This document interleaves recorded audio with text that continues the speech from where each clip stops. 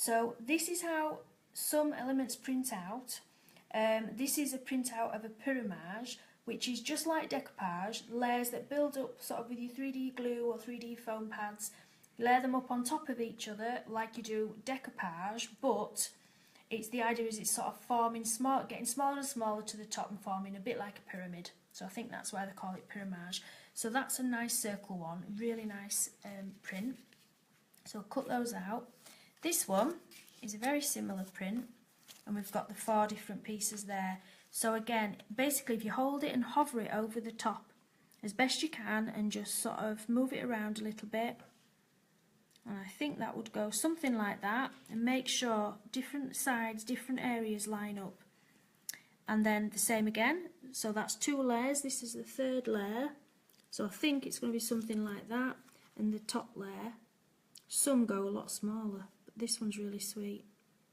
Okay, and then you can always change it and add other bits to it. You could add a bit of gloss, a bit of glitter, matte and layer it, pop it on a card, and that's a nice topper for you.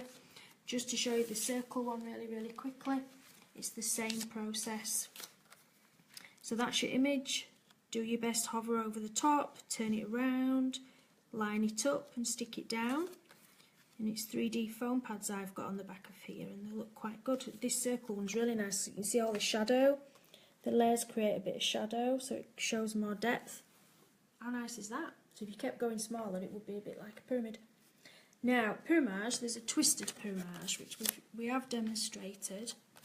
This is another ship or whatever, which is quite nice. Now, these won't layer up straight because it won't match, so it has a twist to it. It's a little bit trickier to line up.